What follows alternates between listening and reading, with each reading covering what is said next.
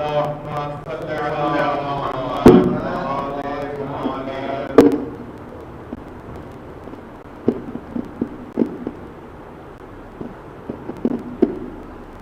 بالله من الشيطان الرجيم.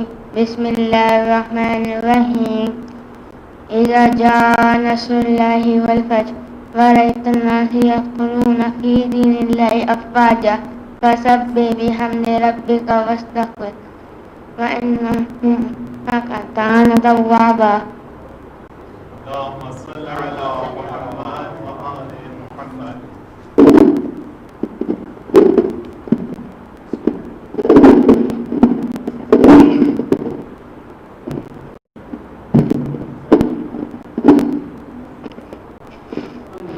درود بھیجے محمد وآل محمد.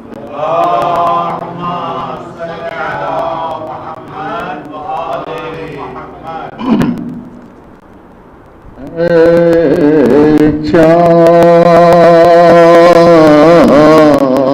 چاند کربلا کے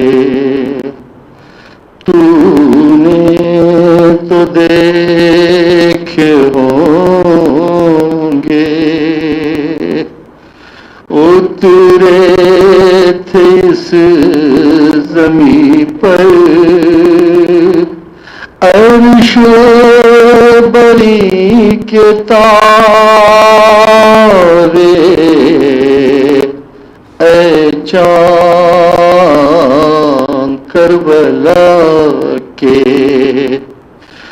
اے چاند جلوگر ہے ہاشم کا چاند یا پر خیرات روشنی کی لے لیجیو یہاں سے، اے چاند کربلا کے. حر اور حبیب جیسے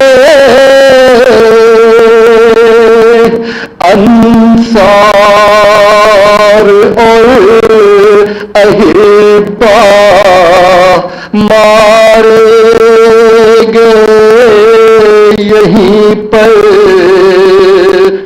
انصار شاہدی کے، اے چاند کربلا کے، مارے گئے یہیں پر بے دردیوں ستم سے، مسلم کے دونوں پیارے، زینب کے دونوں بیٹے، اے چاند کربلا کے، پامال ہو رہی تھی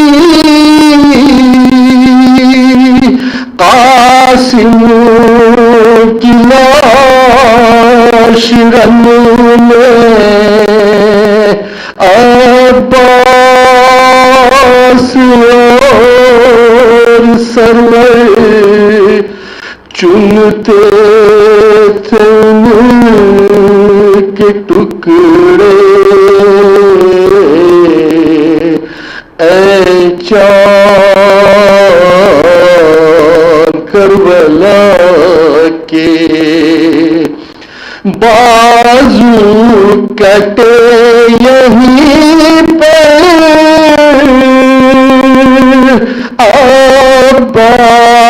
عباس با وفا کے، اذن وغا نہ پایا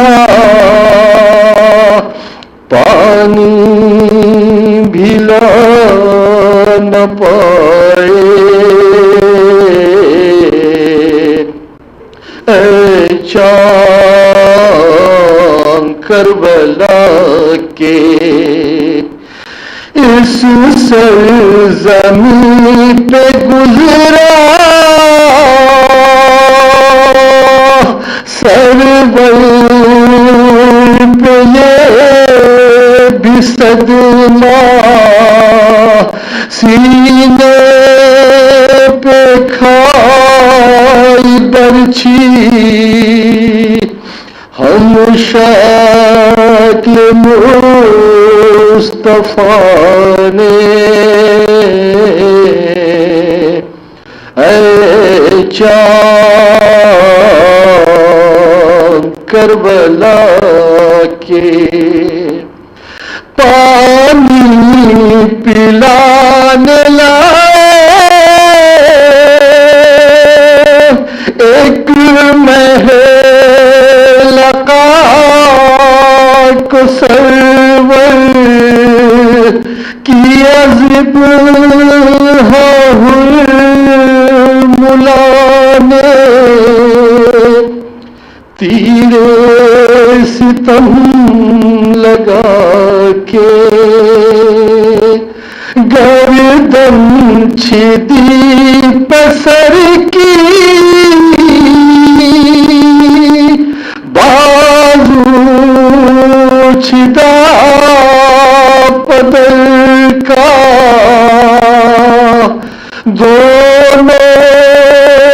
دونوں تڑپ کے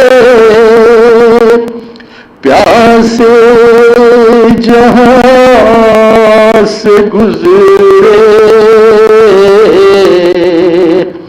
اے چاند کربلا کے اس بن میں ایک بچی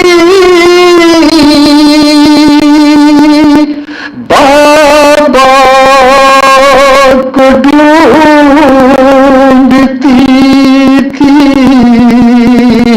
بکھرے ہوئے پڑے تھے جب سر بری تلاشے پھر یہ بھی تو نے دیکھا وہ غم رسید بچی سینے پہ سو رہی تھی بے سر پدر سے لپٹی اے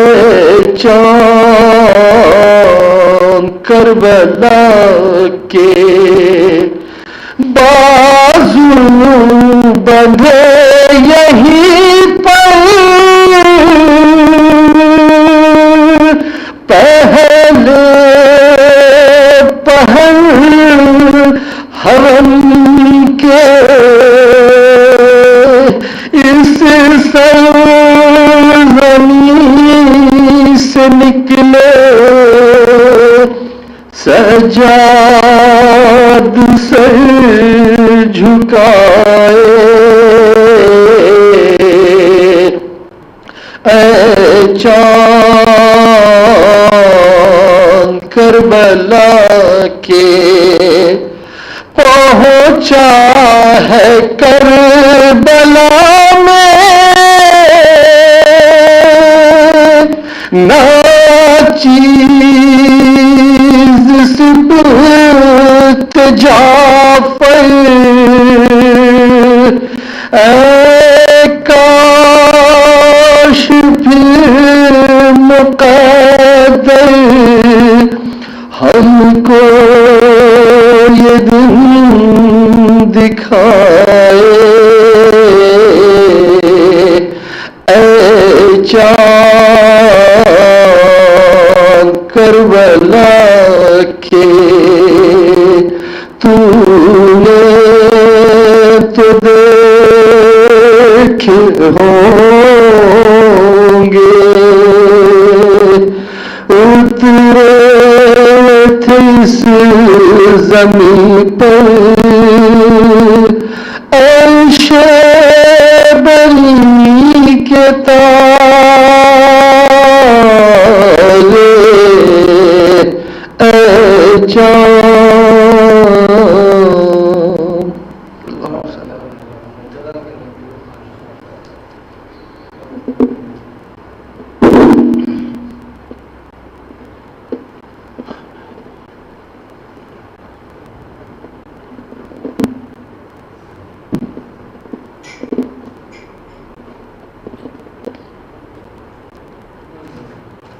فاتحة. بسم الله الرحمن الرحيم.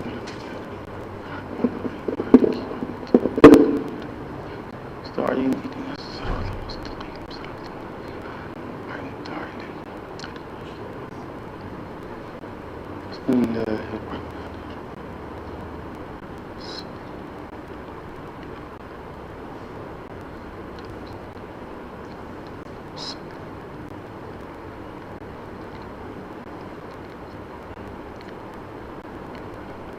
لا حول ولا قوة إلا بالله العلي العظيم. أعوذ بالله من الشيطان الرجيم. بسم الله الرحمن الرحيم. الحمد لله الذي هدانا لهذا وما كنا لنهتدي لولا أن هدانا الله لقد جاءت رسل ربنا بالحق. ثم الصلاة والسلام والتحية والإكرام على سيد الأنبياء والمرسلين خاتم النبيين بالقاسم محمد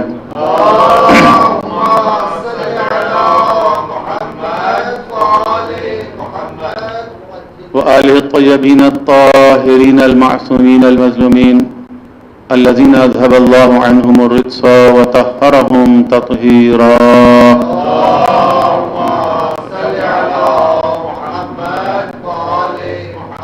واللعنة الدائمة الأبدية على أعدائهم وغاصب حقوقهم ومنكر فضائلهم من الأولين والآخرين. أما بعد فقد قال الله تبارك وتعالى في كتاب مبين. بسم الله الرحمن الرحيم. وسيعلم الذين ظلموا أي منقلب ينقلبون. صلوات على محمد وعلى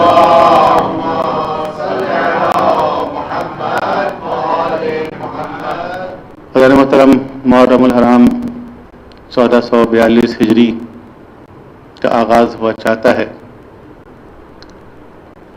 کتنے ہی ایسے لوگ ہیں پچھلے سال ہمارے درمیان تھے اور آج وہ ہمارے درمیان نہیں ہیں. خاص طور پر یہ جو پوری دنیا میں ایک وبا آئی ہے اس سے بہت سے لوگ متاثر ہوئے. بہت سے علماء ہمارے درمیان سے اٹھ گئے. علامہ طالب جوہری ہمارے درمیان نہیں رہے. ہماری دعا ہے کہ فتح بند عالم تمام لوگوں کو غریق رحمت فرمائے اور جو نیکیاں انہوں نے اپنی زندگی میں انجام دی ہیں انہیں قبول فرمائے. محرم الحرام کا آغاز غم سے ہوتا ہے، مصائب سے ہوتا ہے.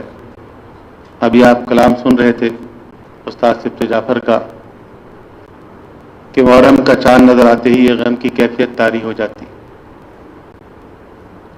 ریان ابن شبیب امام رضا علیہ السلام کے اصحاب میں سے ہے، بلکہ 8ویں امام اور 9ویں امام دونوں کے اصحاب میں سے ہے اور بہت ثقہ راوی بھی ہے. اس کی ایک روایت ہے جس کو ہمارے اکثر محدثین نے نقل کیا ہے. علامہ مجلسی نے بھی لکھا ہے، شیخ توسی نے بھی لکھا ہے، شیخ مفید نے بھی لکھی ہے یہ روایت. اور خود ریان ابن شبیب کے علاوہ ایک پوری سیریز، پورا سلسلہ جو راویوں کا ہے اس کو بیان کیا گیا. شیخ عباس قمی نے اپنی کتاب نفس المحموم کے آغاز میں شروع ہی میں 40 حدیثیں لکھی ہیں جو عزاداری کی فضیلت میں. ان 40 احادیث میں سب سے پہلی حدیث یہ ریان ابن شبیب والی. وہ کس طرح ہے کہ یہ کہتا ہے کہ میں امام رضا کی بارگاہ میں خدمت میں حاضر ہوا تو امام نے مجھ سے کہا کہ یا ریان کیا آج تم نے روزہ رکھا ہے؟ اس نے کہا کہ نہیں فرزند رسول میں نے تو روزہ نہیں رکھا. تو آج کے روزے کی کوئی خاص فضیلت ہے؟ تو آپ نے فرمایا کہ ہاں آج یکم محرم الحرام ہے اور یہ وہ تاریخ ہے کہ جس دن حضرت زکریا نے خدا سے دعا کی کہ خدا ان کو ایک وارث عطا فرمائے. اور خدا نے ان کی دعا قبول فرمائی اور فرشتے کو بشارت دے کر بھیجا، جیسا کہ قرآن کریم میں بھی ہے۔ تو حضرت زکریا نے اس دن روزہ رکھا، اور ریان یہ جو مہینہ ہے محرم کا مہینہ، یہ ہر دور میں محترم رہا ہے، اسی لیے اس کو محرم الحرام کہتے ہیں۔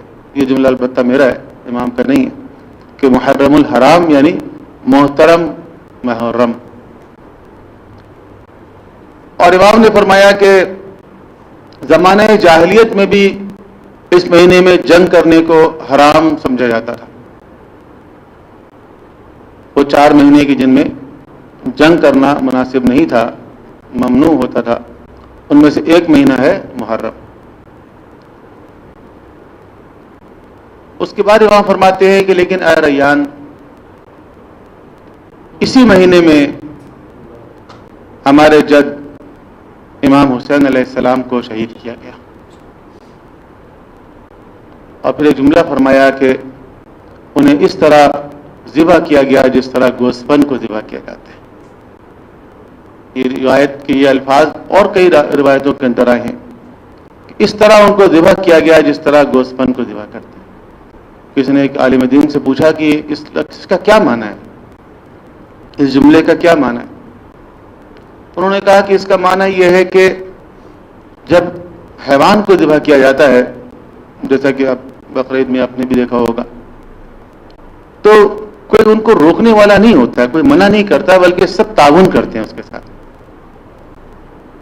اس جملے کا مطلب ہے امام نے فرمایا اس طرح قتل کیا گیا، ان کے ساتھ 18 جوانوں کو جو ہاشمی جوان تھے ان کو شہید کیا گیا۔ یہی نہیں بلکہ خواتین کو اسیر کیا گیا، خیموں کو لوٹ لیا گیا۔ پھر فرمایا کہ اے ریان، اگر کسی چیز پر تمہارا رونے کا دل چاہے، فَإِنْ كَانَ بَاكِيًا فَأَبْكِي عَلَى الْحُسَيْنِ، کسی چیز پر اگر رونے کا دل چاہے تو حسین پر رونا۔ اور فرمایا کہ اگر امام حسین علیہ السلام کے غم میں تمہاری آنکھوں سے نکلنے والے آنسو اگر تمہارے رخساروں پر بہہ جائیں تو خداوند عالم تمہارے چھوٹے بڑے سارے گناہ معاف کر دے گا۔ اور فرمایا کہ اگر تم یہ چاہتے ہو کہ قیامت کے دن اس طرح اٹھو کہ تمہارے نامہ اعمال میں کوئی بھی گناہ نہ ہو تو میرے جد حسین کی زیارت کیا کرو۔ اور اگر تم یہ چاہتے ہو کہ جنت میں ان کے ہم نشین بنو اہل بیت اطہار کے، تو ان کے دشمنوں پر لعنت کیا کرو۔ اور فرمایا کہ اگر تم یہ چاہتے ہو کہ شہدائے کربلا کے ساتھ جہاد کرنے والوں کے ثواب میں شریک ہو جاؤ تو یہ جملہ پڑھا کرو کہ یا لیتنا کننا معکم فافوز معکم، کہ کاش مولا ہم آپ کے ساتھ ہوتے۔ اصل میں تو یہ جملہ اصحاب حسین کے لیے، کاش کہ ہم اے اصحاب حسین آپ کے ساتھ ہوتے تو آپ ہی کی طرح عظیم مرتبے پر فائز ہوتے۔ تو دیکھیں میں نے عرض کیا کہ یہ وہ مہینہ ہے کہ جو عزاداری کا مہینہ ہے، غم کا مہینہ ہے۔ اہل بیت اطہار نے اس کا اہتمام کیا ہے کہ حالات کیسے بھی ہوں، کچھ بھی ہوں، عزاداری سید الشہداء بہرحال ہوگی۔ طریقہ کار تبدیل ہوتا رہتا ہے۔ عزاداری کے جو طریقے آج رائج ہیں ہمارے درمیان، یہ کوئی 1000 سال سے رائج تو نہیں ہے۔ اصل بنیادی جو ہدف اور مقصد اور فلسفہ ہے وہ یہ ہے کہ ہم کربلا کو زندہ رکھیں، باقی رکھیں، دہراتے رہیں، ہر نسل کو بتاتے رہیں، تاکہ اس سے جو پیغام ہے، جو انسپریشن ہے، وہ لیتے رہیں۔ باقی جو چیزیں ہیں وہ مراسم عزاداری، مراسم عزاداری کا تعلق بعض اوقات کسی علاقے سے ہوتا ہے، بعض اوقات زمانے سے ہوتا ہے، بعض اوقات حالات سے ہوتا ہے۔ سن 61 ہجری میں کربلا کا واقعہ پیش آیا اور 132 ہجری تک بنو امیہ کی حکومت تھی.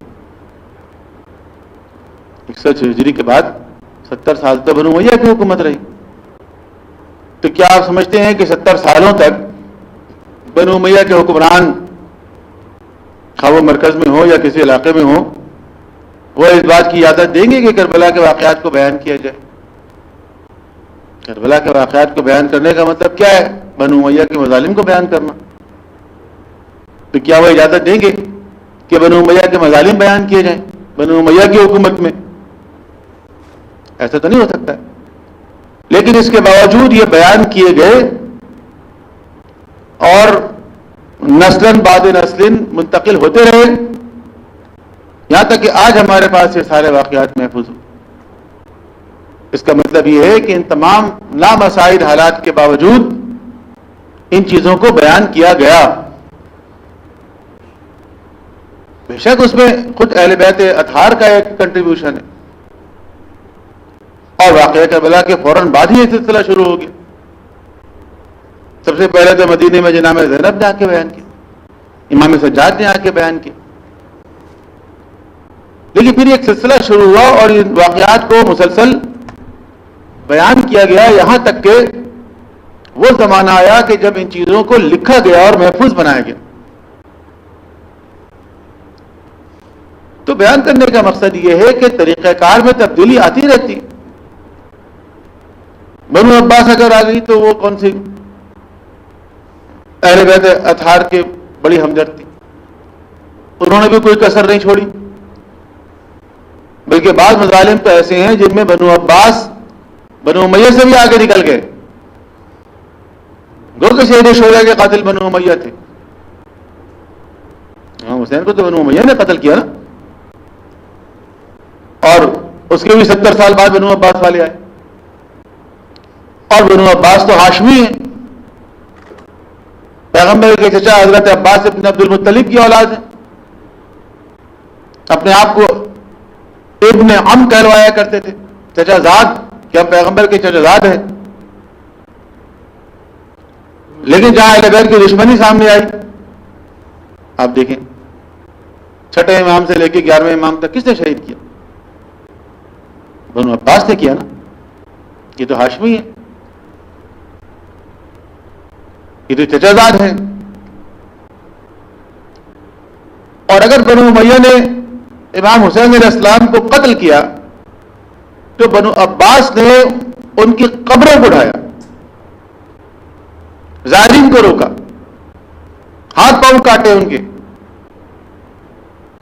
قبر کو ڈھانے کی کوشش کی, میدان کربلا میں ہل چلانے کی کوشش کی, دریائے دجلے کے رخ کو موڑنے کی کوشش کی. کیا نہیں کیا انہوں نے؟ متوکل نے کیا نہیں کیا؟ معتصم نے کیا نہیں کیا؟ کس نے کہا بیا بیا متوکل بے بن مزار حسین, اے متوکل آؤ دیکھو مزار حسین, کہ تم تو مٹ گئے, نیست و نابود ہو گئے, لیکن آج حسین علیہ السلام کا مزار ویسے ہی ہے, بلکہ اور پر رونق ہو گیا. تو یہ جو ظالم حکمران گزرے انہوں نے کوئی کسر نہیں چھوڑی. تو یہ نہ سمجھے کہ اس زمانے میں اس طرح عزاداری ممکن تھی جس طرح آج ہو رہی ہے. سوال ہی پیدا نہیں ہوتا کہ ممکن ہو. ورنہ امام رضا علیہ السلام کو اور ریاض ابن شبیب کو یاد دلانے کی کیا ضرورت تھی کہ آج یکم محرم میں؟ یا اور کئی روایتیں اس طرح کی ہیں. یہاں تک کہ ایک چھٹے امام نے ایک مرتبہ یہ تک کہا کہ دیکھو آج روزے عاشورہ ہے. بعض اوقات ایسا ماحول تھا کہ یاد دلانا پڑتا تھا کچھ لوگوں کے آج عاشورہ کا دن ہے. یہ کیسے؟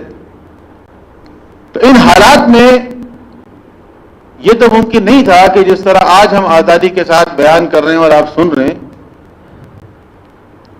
اور اس کو لائیو آپ بھیج رہے ہیں یا اور ساری اپرچونٹیز آپ کو حاصل ہیں, یہ سب کچھ نہیں تھا. لیکن اس کے باوجود یہ پیغام پہنچا, ہم تک بھی پہنچا. اب ہماری ذمہ داری ہے کہ ہم اس کو اور آگے بڑھائیں. تو یہ جو مراسم عزاداری ہیں ان کے اندر تبدیلی آتی رہتی. کوئی اس بات پر بھی اصرار نہ کرے کہ ائمہ تعین کے زمانے میں جیسی عزاداری ہوتی تھی ویسی ہونی چاہیے. نہیں، ائمہ تعین کے زمانے میں اس طرح عزاداری ممکن نہیں تھی. جن حالات میں انہوں نے عزاداری کی ان حالات کے اندر جتنا ممکن تھا انہوں نے انجام دیا. اس کے بعد جب بعض علاقوں کے اندر شیعوں کی حکومتیں قائم ہو گئی، چھوٹی حکومتیں تھیں، وہ مرکز میں تو بنو عباس کا قبضہ تھا، لیکن مختلف علاقے جو طوائف الملوکی کا شکار تھے، چھوٹے چھوٹے سے علاقوں پر مختلف لوگوں کے قبضے ہو گئے تھے. تو بعض علاقوں پر شیعوں کا قبضہ تھا، جیسے آل بوئی کا قبضہ تھا عراق پر، ایک عرصے تک رہا. ادریسیوں کا قبضہ ہو گیا شمالی افریقہ کے ایک حصے پر. فاطمین، مصر جن کو کہتے ہیں، مصر میں فاطمین کا قبضہ تھا. بعد ازاں ایران میں صفویوں کی حکومت آ گئی، قاجاریوں کی حکومت آ گئی. یمن میں زیدیوں کی حکومت آ گئی. ایران کے خطے میں بھی زیدیوں کی ایک طویل حکومت رہی. اسماعیلیوں کی حکومت بھی رہی. فاطمین مصر بھی اسماعیلی تھے اور ویسے خراسان میں بھی اسماعیلیوں کی حکومت تھی. تو یہ جو شیعوں کی حکومتیں آئیں، جس طرح بر صغیر میں آپ دیکھ رہے ہیں بہت سارے والیان ریاست شیعہ تھے، تو انہوں نے عزاداری کے مراسم کو کھل کے انجام دی. یہ جو آج آپ کے پاس جو مراسم عزاداری ہیں، ان کا آغاز زیادہ تر ان ریاستوں میں ہوا ہے کہ جو شیعوں کی ریاستیں تھیں، کیونکہ اس میں شیعوں کو آزادی ملی. تو انہوں نے جس چیز کو پروموٹ کیا، جس چیز کو فروغ دیا، ان میں سے ایک اہم چیز سید الشہداء کی عزاداری ہے، کیونکہ آلریڈی ائمہ تعین علیہ السلام اس کی تاکید فرما چکے تھے، اس کی فضیلت کو بیان کر چکے تھے. اب اس کے طریقہ کار میں ویسے میں نے عرض کیا کہ زمانہ بدلتا رہتا ہے اور طریقہ کار بدلتا رہتا ہے. تو بہت ساری چیزیں ائمہ علیہ السلام کے دور میں آپ تصور کر سکتے ہیں کہ کوئی جلوس نکل سکتا ہے. جلوس کا مطلب کیا ہے؟ آج بھی اگر جلوس کا مطلب ہے احتجاج، جلوس اگر آپ نکالتے ہیں تو دنیا میں جہاں پہ بھی جلوس نکلتا ہے وہ احتجاجی جلوس ہوتا ہے حکومت کے خلاف عام طور پر، اور یہ اپوزیشن کا طریقہ کار ہوتا ہے جلوس نکالنا. تو ہمارا بھی جو جلوس ہوتا ہے وہ بھی ایک احتجاج ہے ظلم کے خلاف. تو کیا یہ جلوس بنو امیہ کے دور میں نکل سکتا تھا؟ نہیں نکل سکتا تھا. تو بنو امیہ کے دور کو تو چھوڑ دیں، بنو عباس کے دور میں بھی نہیں نکل سکتا تھا. اب ہمارا موضوع نہیں ہے کہ بنو عباس کی اس نفسیات کو ہم بیان کریں کہ جس کی وجہ سے وہ اہل بیت سے دشمنی کرتے تھے. ضرورت ہوئی تو کسی جگہ پر اشارہ کر دوں گا میں کہ بنو عباس کو کیا تکلیف تھی آخر، لیکن وہ بھی اجازت نہیں لے سکتے.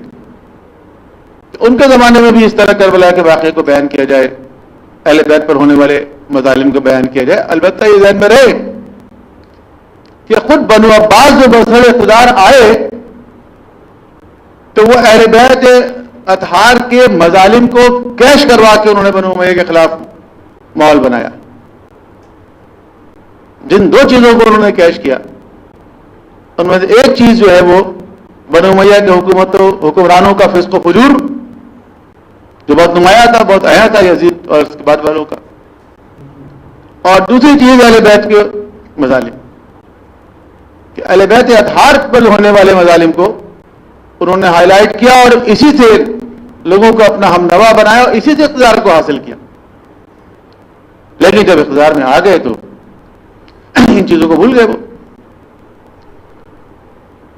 تو بات یہاں سے شروع ہوئی تھی کہ اگر آج حالات فرض کریں کہ کچھ ڈفرینٹ ہیں، دنیا بھر میں ہیں، ہمارے یہاں پھر بھی نسبتاً بہتر ہے، تو ان حالات میں بھی آزاداری نہیں رکے گی. نہ کوئی آپ سے یہ کہہ رہا ہے کہ آپ عزاداری نہ کریں، یہ تو کوئی نہیں کہہ رہا. ہاں یہ ضرور کہا جا رہا ہے کہ حالات اور واقعات کو اپنے سامنے رکھیں اور احتیاط کے تقاضوں کو ملحوظ خاطر.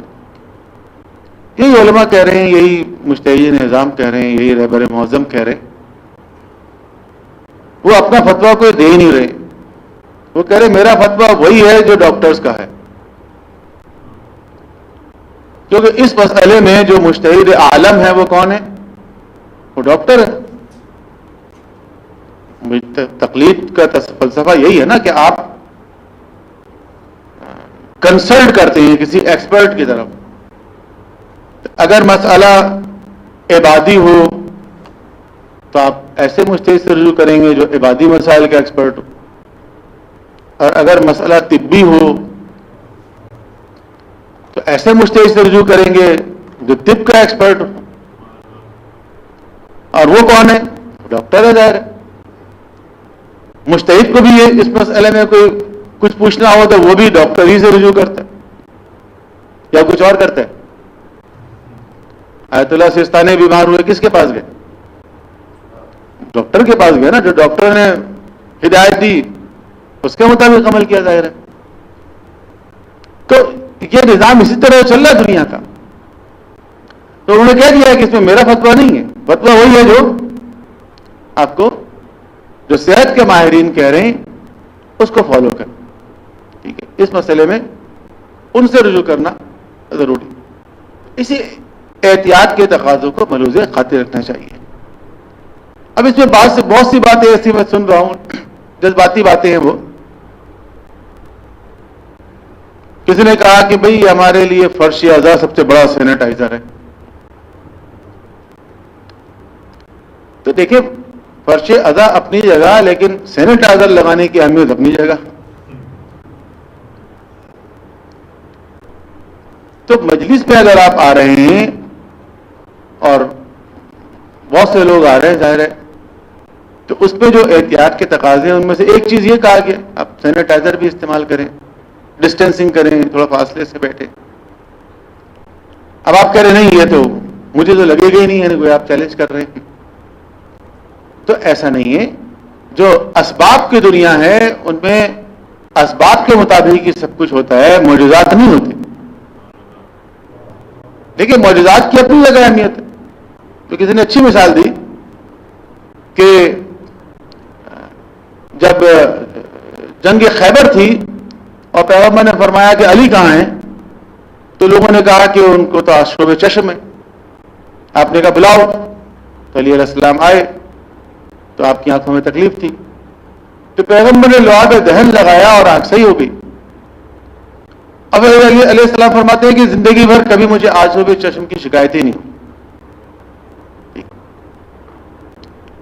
تو ایک واقعہ تو یہ ہے کہ پیغمبر لعاب دہن لگاتے ہیں اور آشوب چشم صحیح ہو جاتا ہے. لیکن یہی علی ہے اور مسجد کوفہ میں ان پر جب ضربت لگتی ہے تو آپ اس ضربت سے شہید ہو جاتے ہیں.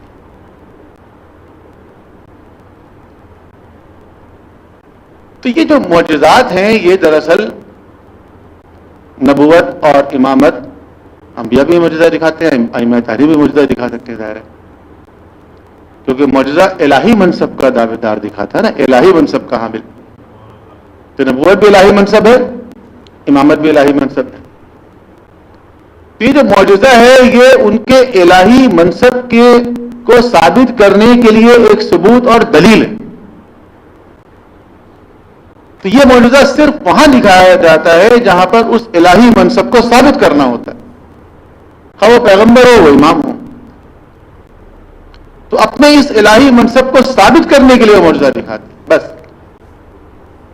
باقی سارے کام معجزے نہیں کرتے. پیغمبر اکرم نے کتنے معجزات دکھائے. پھر جنگ احد میں مسلمانوں کی شکست کیوں ہوئی؟ ایک اشارہ کرتے سارے کفار و مشرکین گرے ہوئے ہوتے. لیکن آپ نے ایسا نہیں کیا، کیونکہ جنگ معجزے سے نہیں کی جائے گی. جنگ جو ہے وہ انسانی کوشش سے جیتی جائے گی.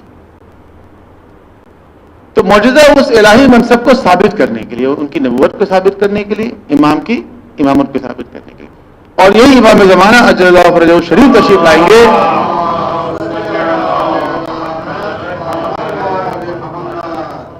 تو وہ بھی معجزہ دکھائیں گے. اور وہ بھی اپنے الہی منصب کو ثابت کرنے کے لیے معجزہ دکھائیں گے کہ میں امام ہوں. جن لوگوں کو شک ہے، عیسائی اگر آگے کہیں گے کہ آپ ثابت کریں کہ آپ امام، یہودی آگے کہیں گے اچھا آپ ثابت کریں کہ آپ امام، اچھا آپ تابوت سکینہ نکال کر دکھائیں.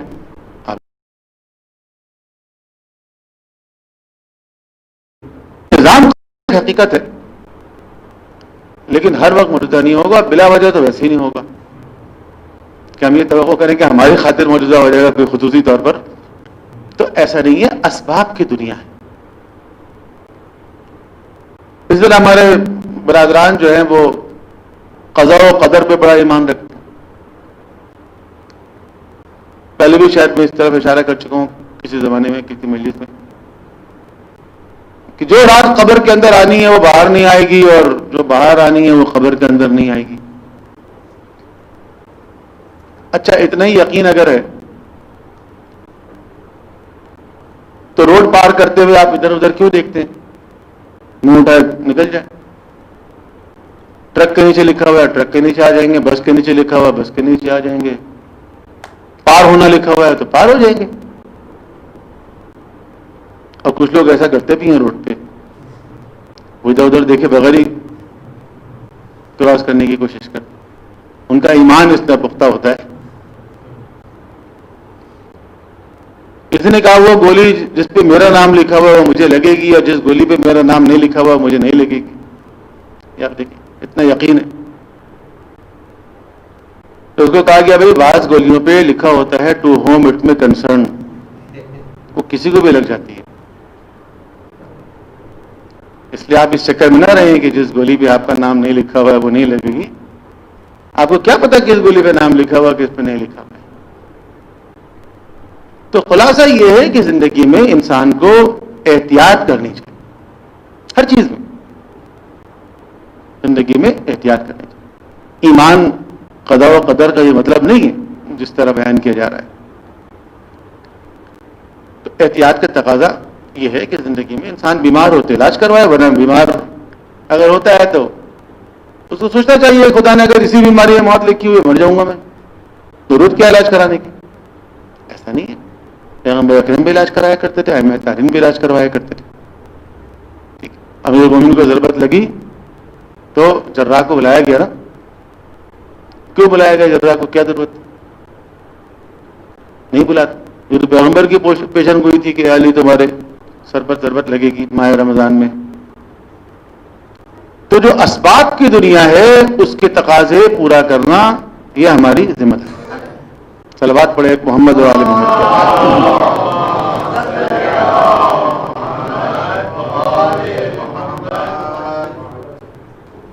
اچھا موضوع جو ہے وہ اس سال کا میں نے اس طرح بیان کیا ہے کہ پچھلے سال جب ہم ائمہ علیہ السلام پر ہونے والے مظالم کو بیان کر رہے تھے، خاص طور پر مولا علی مظلوم تاریخ کے حوالے سے ہم کچھ بیان کر رہے تھے، تو اس کے آخر میں بات یہاں تک پہنچی تھی کہ جو مظالم ہوئے اہل بیت اطہار پر، علی علیہ السلام پر اور ائمہ تارین پر، ان کا مقابلہ کرنے کے لیے انہوں نے کیا حکمت عملی اختیار کی، اسٹریٹجی کیا تھی ان کی. تو یاد ہو اگر بعض دوستوں کو کہ آخری مجلس میں نے کچھ پوائنٹس ایسے بلٹس بیان کر دیے تھے کہ اہل بیت اطہار نے ان کا مقابلہ کرنے کے لیے یہ حکمت عملی اختیار کی، لیکن اس کی تفصیل ظاہر ہے کہ بیان نہیں ہو سکی تھی. تو اس سال ہمارا موضوع یہی ہے کہ ظلم کے خلاف، ظالم حکمرانوں کے خلاف ائمہ تارین نے کیا حکمت عملی اختیار کی، ان کی اسٹریٹجی کیا تھی. اگر اس کو ہم ایک جملے میں بیان کریں تو اس کا عنوان ہے ظلم ستیزی. چونکہ یہ لفظ ذرا سا نیا سا ہو جاتا بچوں کے لیے، اچھا نیا نہیں ہے. ظلم ستیزی یعنی ظلم کا مقابلہ، ظلم سے جنگ. علامہ اقبال نے کہا ہے نا کہ ستیزہ کار رہا ہے ازل سے تا امروز، چراغ مصطفی سے شرار بو لہبی. یہ شعر فارسی کا ہے یا اردو کا ہے؟ اردو کا ہے نا، لیکن ترجمہ کرنا پڑے گا بچوں کو بتانے کے لیے. میں ٹی وی کے پروگرام میں گیا، ایک مولانا صاحب تھے، انہوں نے ایک شعر پڑھا قرآن کے اوپر، اردو کا شعر تھا، علامہ اقبال کا شعر. اس میں کچھ الفاظ تھے، انہوں نے اس کی تشریح کی. ایک لفظ تھا سنگ.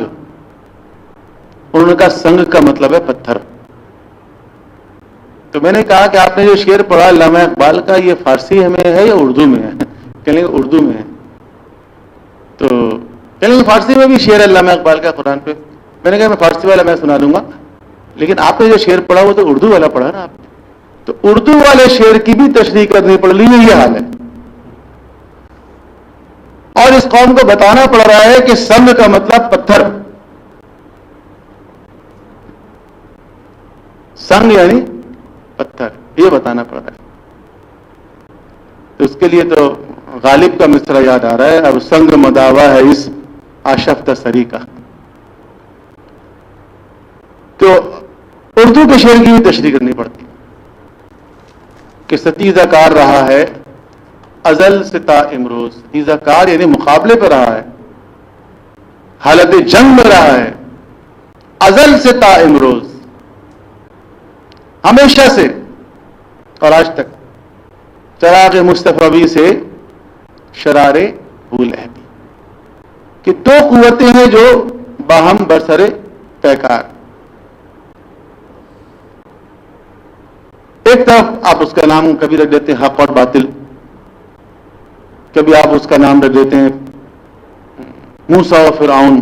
یہ بھی علامہ اقبال نے کہا ہے نا، موسیٰ و فرعون و شبیر و یزید ان دو قوت از آمد پدید. کہ یہ جو دو قوتیں ہیں موسیٰ و فرعون، شبیر و یزید، یہ ہمیشہ سے ہیں. نام مختلف ہیں، کبھی موسیٰ علیہ السلام کے مقابلے میں فرعون آ گیا، کبھی ابراہیم علیہ السلام کے مقابلے میں نمرود آ گیا، کبھی پیغمبر اکرم کے مقابلے میں آ گئے، کبھی علی علیہ السلام کے مقابلے میں معاویہ آ گیا، کبھی حسین کے مقابلے میں یزید آ گیا. ان دو قوت از حیات آمد پدید، ہمیشہ تاریخ میں آپ دیکھیں اور آج بھی ایسا ہی کہ دو قوتیں باہم برسر پیکار ہیں. تو ستیزہ کار یعنی مقابلے پر. تو اسلام کی جو تعلیم ہے اس کا خلاصہ یہی ہے، قرآن پہ بھی بات ہوگی، حدیث پہ بھی ہوگی، اور معصومین علیہ السلام کی سیرت بنیادی ہمارا فوکس ہے کہ ظلم ستیزی کی پالیسی، ظلم پذیری کی پالیسی نہیں،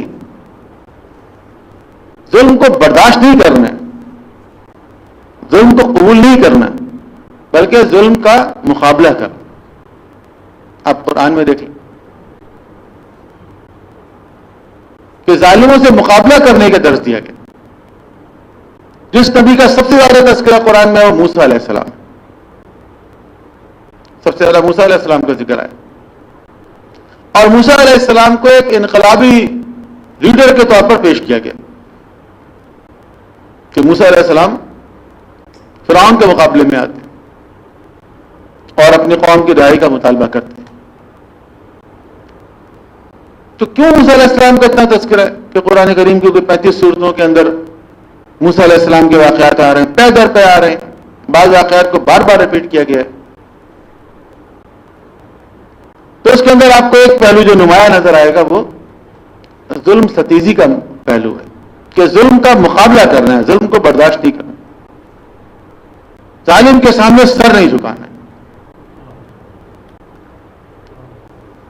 اور امام حسین علیہ السلام سے بڑا چیمپئن، دیکھیں ہم تو امام حسین کا ذکر اس لیے کر رہے ہیں نا کہ وہ امام ہیں، فرزند رسول ہیں، لیکن یہ دنیا بھر کے جو غیر مسلم اسکالرز ہیں، دانشور ہیں، وہ امام حسین علیہ السلام سے عقیدت کا اظہار کیوں کرتے ہیں؟ صرف اسی لیے کہ امام حسین علیہ السلام ایک آئیکن ہے، ایک سمبل ہے، کس چیز کے؟ ظلم کے مقابلے میں ڈٹ جانے کی، کہ انہوں نے سر کٹانے کو ترجیح دی، سر جھکانا پسند نہیں کیا. اس لیے کوئی انسان کسی بھی مذہب کا ہے، کسی بھی طبقہ ہے یا کسی بھی مذہب کو نہیں مانتا ہے، وہ آپ دیکھیں امام حسین کے سامنے جب آتا ہے اپنا سر جھکا لیتا ہے. وہ کس چیز سے انسپائر ہے؟ وہ امام حسین علیہ السلام کی اسی خوبی سے انسپائر ہے کہ آپ نے ظلم کے سامنے ہتھیار نہیں ڈالے، سر نہیں جھکائے، آخری وقت تک مقابلہ کیا. تو یہی اہل بیت اطہار کی پالیسی، جس کا خلاصہ ہے جو میں بیان کروں. لیکن ظاہر ہے کہ ایک ہوتی ہے پالیسی، ایک ہوتی ہے اسٹریٹجی. ایک ہوتی ہے پالیسی تو واضح ہے، لیکن اس پالیسی پر عمل درآمد کس طرح ہوگا اس کا تعلق ہے اسٹریٹجی سے، اس کا تعلق ہے حکمت عملی سے. کیونکہ حکمت عملی کا تعلق در حقیقت دشمن کی حکمت عملی سے ہوتا ہے. حکمت عملی جب آپ ڈیزائن کرتے ہیں، جب اسٹریٹجی ڈیزائن کرتے ہیں، تو ایکچولی دشمن کی حکمت عملی کو سامنے رکھ کے ڈیزائن کرتے ہیں آپ. ٹھیک ہے، وہ کرکٹ کا میچ ہی کیوں نہ ہو. کرکٹ کے ایک میچ میں بھی ایک بیٹسمین اگر کھیل رہا ہے تو اس کی پالیسی واضح ہے، وہ چاہتا ہے رن بنانا. ایک بالر کی پالیسی کیا ہے؟ آؤٹ کرنا. یہی ہے نا پالیسی واضح. لیکن یہ بالر اپنی جو اسٹریٹجی ہے وہ کیسے بناتا ہے؟ وہ بیٹسمین کو دیکھ کے بناتا ہے. فاسٹ کھیلنے والا ہے، اس کی اسٹریٹجی اور ہے. رائٹ ہینڈ کا بیٹسمین ہے تو اس کے لیے بالنگ کی اسٹریٹجی اور ہے. لیفٹ ہینڈ کا بیٹسمین ہے تو اس کے لیے اور ہے. And vice versa. اس طرح بیٹسمین بھی اپنی اسٹریٹجی بالر کو دیکھ کے بناتے ہیں. تو اسٹریٹجی ہمیشہ اپنے مخالف کی اسٹریٹجی کو سامنے رکھ کے بنائے گا. پالیسی واضح ہے بے شک، یہی وجہ ہے کہ اسٹریٹجی مختلف نظر آتی، اور یہی وجہ ہے کہ ائمہ تاریم کی اسٹریٹجی آپ کو مختلف نظر آئے گی تاریخ میں. اور لوگ سوال بھی کرتے ہیں کہ مولا علی نے جن سے جنگ کی، امام حسن نے ان سے سلو کر لی. ایسے ہی ہے نا. ساتویں امام کو جس نے زہر دیا، شہید کیا بھایا، آٹھویں امام نے اس کے بیٹے کی ولی عہدی قبول کر لی. ایسے ہی ہے نا. تو یہ کیوں ہوا؟ تو اس کو سمجھنے کے لیے جو بنیادی بات ہے وہ یہ سمجھ لیں پہلے تو کہ اسٹریٹجی مختلف ہے. شہید باقر الصدر کی ایک کتاب ہے، اردو میں ایک ان کی مجالس کا ایک مجموعہ ہے، شہید باقر الصدر کی مجلسوں کا. اس کا نام ہے اہل بیت کی زندگی. شہید صدر کی مجلسیں ہیں، وہ اردو میں ترجمہ ہوا ہے. بڑا اچھا نام ہے اس کا. اس طرح ہے کہ اہل بیت کی زندگی، مقاصد کی ہم آہنگی، زمانے کی نیرنگی. اہل بیت کی زندگی، مقاصد کی ہم آہنگی اور زمانے کی نیرنگی. یعنی اہل بیت اطہار کے مقاصد میں ہم آہنگی ہے، لیکن زمانہ اپنی نیرنگی دکھاتا ہے. اور جب زمانہ اپنی نیرنگی دکھاتا ہے تو ان کو اپنی حکمت عملی اس کے مطابق ایڈجسٹ کرنا پڑتا ہے. ٹھیک ہے. تو اہل بیت کی زندگی کو سمجھنے کے لیے آپ کو دونوں چیزیں معلوم ہونی چاہیے کہ مقاصد کیا تھے ان کے، مقاصد کی ہم آہنگی کو سمجھنا ہوگا، اور زمانے کی نیرنگی کو بھی سمجھنا ہوگا. اگر آپ زمانے کی نیرنگی کو اگنور کر دیں گے تو اہل بیت کی زندگی سمجھ میں نہیں آئے گی. صحیح. اچھا، ہمارے یہاں بڑی آسانی ہے، وہ یہ کہ بیان ہی نہ کرو کچھ، مسئلہ ہی حل. اہل بیت کی زندگی بھی بیان کرتے ہیں ہم، بس دو چار واقعات ہم نے گنے چنے رکھے ہوئے ہیں، انہیں کو مختلف انداز سے بار بار بیان کر دیتے ہیں، مسئلہ ہی حل ہو جاتا ہے. تو حکمت عملی کو سمجھنے کے لیے ضروری ہے کہ ان کے مخالف کی حکمت عملی کو پیش نظر رکھا رکھا جائے. اور پالیسی میں نے عرض کیا واضح ہے، اور وہ یہ ہے کہ ظلم کا مقابلہ کر، ظلم کے سامنے ہتھیار نہیں ڈالنا ہے. ظلم پذیری نہیں ہے، ظلم کو پذیرائی نہیں دینی ہے، بلکہ ظلم ستیزی ہے، ظلم کا مقابلہ کرنا ہے. نہ ظالم بننے کے لیے کہا گیا، نہ مظلوم بننے کے لیے. لا تظلمون ولا تظلمون. نہ ظالم بنو نہ مظلوم بنو. مظلوم بننا کوئی اچھی چیز نہیں ہے، اس پہ ہم بات کریں گے بعد میں تفصیل سے، جو کہ اسلام میں پسندیدہ چیز نہیں ہے کہ آپ مظلوم بنیں. یا کوئی قیامت کے دن خدا کی بارگاہ میں کہے کہ بھائی میں کیا کروں، میں تو مظلوم تھا، میں تو مجبور تھا، میں تو مستضعف تھا. تو نہیں، مستضعف کی بھی قسمیں. کچھ لوگ ایسے مستضعف ہیں جن کو کچھ نہیں کہا جائے گا، وہ واقعی مظلوم ہے، بے بس تھے وہ. لیکن بعض لوگوں کو جہنم میں ڈال دیا جائے گا کہ کیوں تھے تم مستضعف، کیوں تھے مظلوم. تو مظلوم بننا کوئی اچھی بات نہیں ہے اسلام کی نگاہ میں. نہ ظالم بننا اچھی چیز ہے، نہ مظلوم بننا اچھی چیز. سب سے بڑا گناہ کیا ہے، اسی پہ ختم کروں میں بیان. سب سے بڑا گناہ کیا ہے؟ سب سے بڑا گناہ اگر آپ پوچھیں کسی طالب علم سے تو وہ کہے گا شرک. اسلام میں سب سے بڑا گناہ ہے شرک. اچھا کیوں سب سے بڑا شرک گناہ؟ اس لیے کہ شرک کے بارے میں صاف صاف قرآن میں آ گیا ان اللہ لا یغفر ان یشرک بہ، کہ خدا شرک کو معاف نہیں کرے گا. ویغفر دون ذلک لمن یشاء، اس کے علاوہ جس چیز کو چاہے گا معاف کر دے گا. سورہ نساء میں یہ آیت 2 مرتبہ ہے کہ خدا شرک کو معاف نہیں کرے گا، اس کے علاوہ جس چیز کو چاہے گا معاف کر دے گا. تو سب سے بڑا گناہ کیا ہے؟ شرک.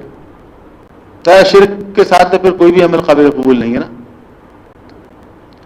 تو سب سے بڑا گناہ جو شرک ہے اس کے بارے میں قرآن کریم میں ہے کہ ان الشرک لظلم عظیم. شرک جو ہے وہ کیا ہے؟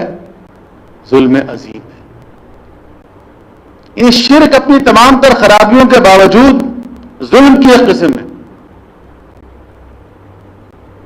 شرک اپنی تمام تر خرابیوں کے ساتھ ظلم کی ایک قسم ہے. تو بڑا گناہ کیا ہوا؟ بڑا گناہ تو ظلم ہوا نا، کیونکہ شرک کو بھی کہا گیا کہ یہ ظلم عظیم ہے. تو شرک تو اس لیے بڑا گناہ ہے کہ اگر انسان حالت شرک میں مر جائے تو اس کی پھر توبہ قبول نہیں ہے. ورنہ انسان اگر اپنی زندگی میں مرنے سے پہلے اگر شرک کو چھوڑ کر توحید کی طرف آ جائے، شرک معاف. شرک کی معافی تو بہت آسان ہے. شرک کی معافی بہت آسان ہے. اگر ایک انسان 70 سال تک شرک کرتا رہے، بت پرستی کرتا رہے،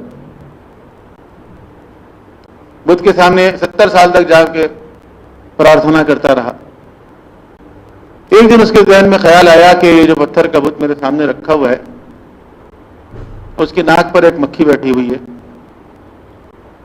اور یہ مکھی اڑ نہیں رہی ہے بہت دیر سے،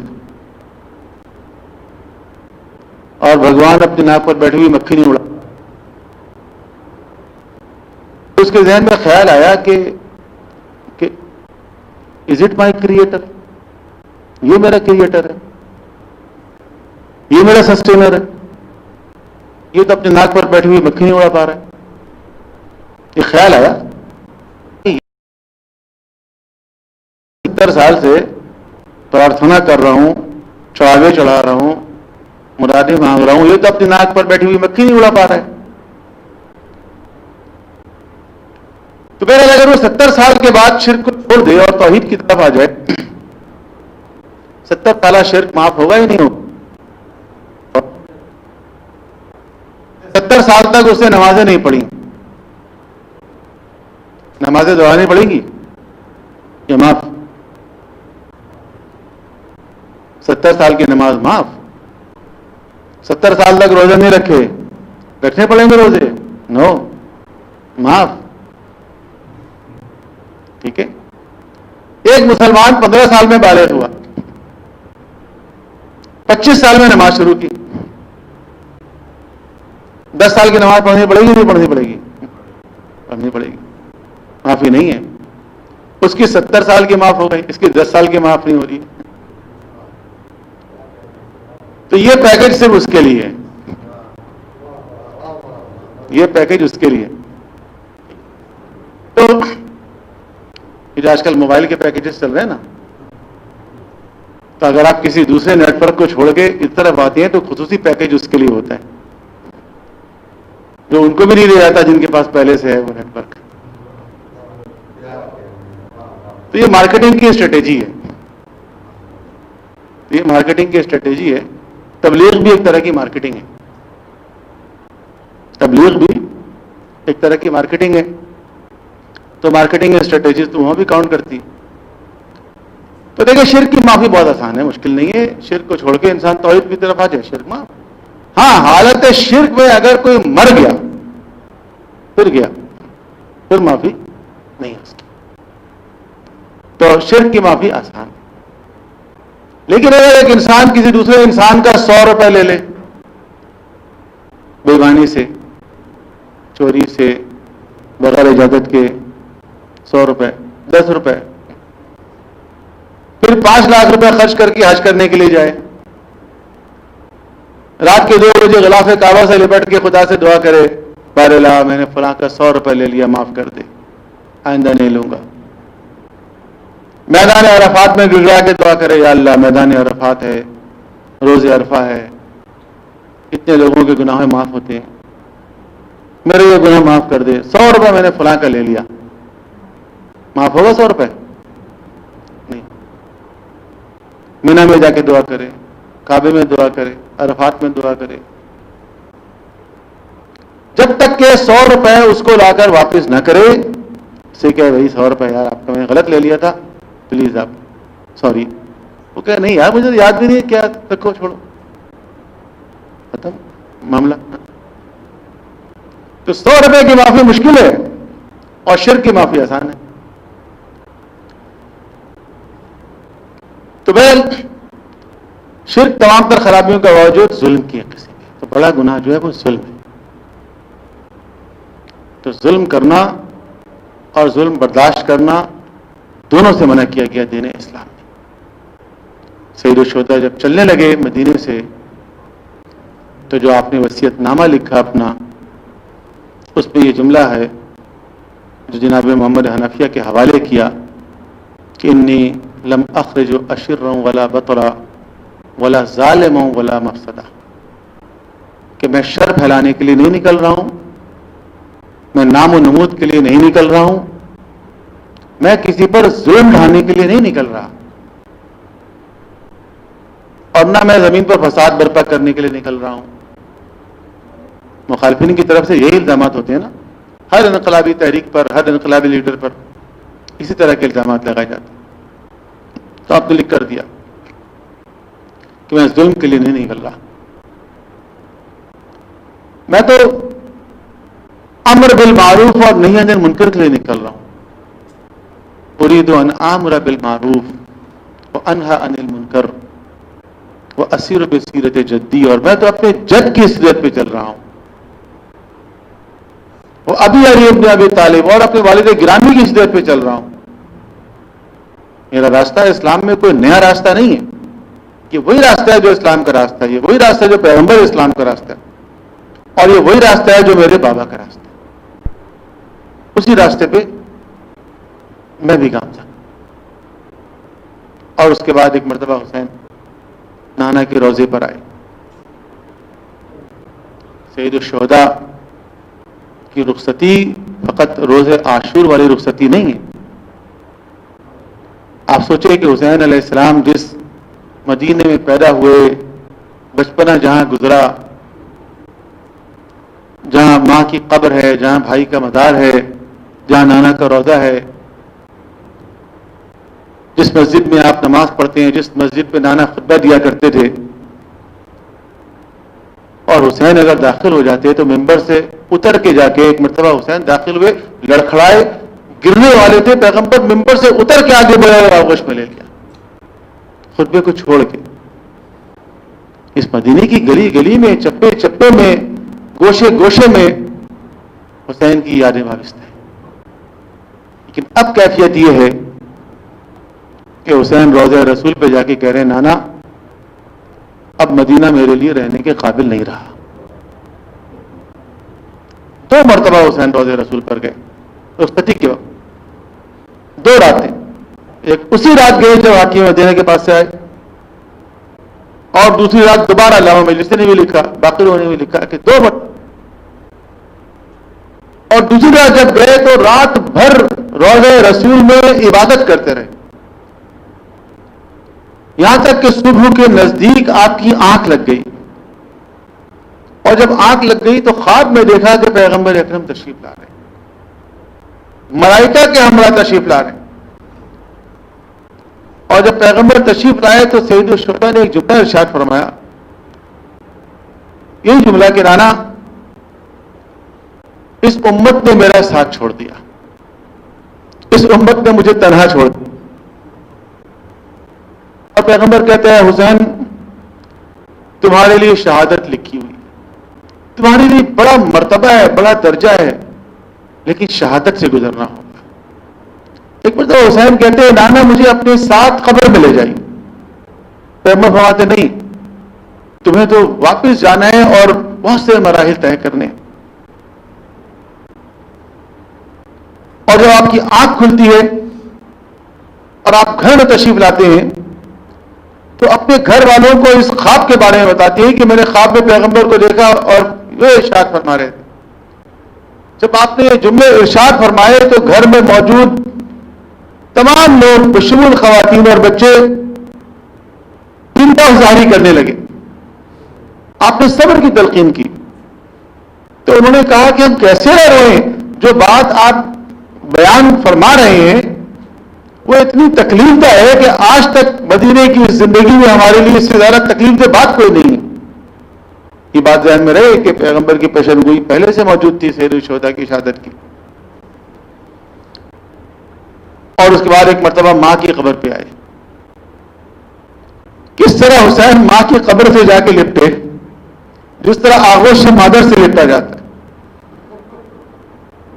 پھر بھائی کی قبر پہ آئے، اور پھر جب رخصت ہونے لگے مدینے سے تو روایت میں ہے کہ جناب ام سلمہ آپ سے ملنے کے لیے آئیں، ام المؤمنین جناب ام سلمہ، اور آ کے کہتی ہے کہ بیٹا میں نے سنا ہے کہ تم مدینے سے جا رہے ہو۔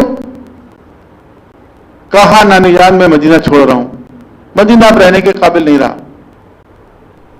تو کہا دیکھو عراق کی طرف نہ جانا، کیونکہ تمہارے نانا نے مجھے بتایا ہے کہ عراق کی سرزمین میں تمہیں شہید کیا جائے گا، بلکہ انہوں نے تو مجھے مٹی بھی دی ہے اس سرزمین کی کہ جہاں تمہاری شہادت ہوگی۔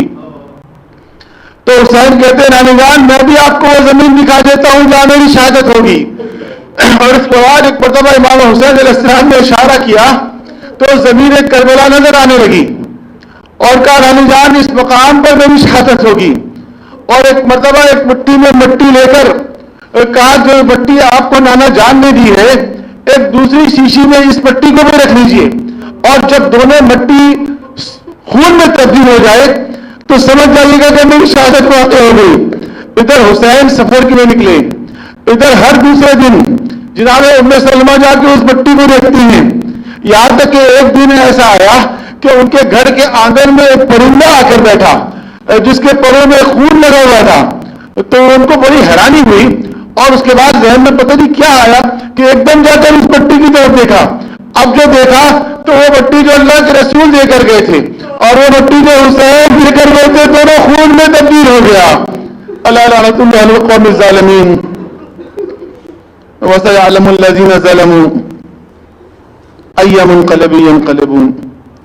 بار اللہ ہمارے ذکر کو اپنی بارگاہ میں قبول فرما، ہمیں قرآن کریم اور سیرت معصومین کے مطابق اپنی زندگی استوار کرنے کی توفیق عطا فرما، ہمارے جوانوں میں عزیز کو علم و عمل کی دولت سے مالا مال فرما، امت مسلمہ کے درمیان اتحاد اور اتفاق کو فروغ عطا فرما، جہاں جہاں عزاداری سید الشہداء ہو رہی ہے عزاداری کو اور عزاداری سید الشہداء کو اپنی حفظ و امان میں رکھ، جہاں جہاں مسلمان دنیا بھر میں ظلم و ستم کے خلاف برسر پیکار انہیں کامیابی عطا فرما، ان کے رہنماؤں کو طول عمر عطا فرما، اس روئے زمین کو عدل و انصاف سے پر کرنے کے لیے اپنے آخری حجت کے ظہور میں تعجیل فرما، ہم سب کو امام علیہ السلام کے انصار عوام میں سے قرار دے۔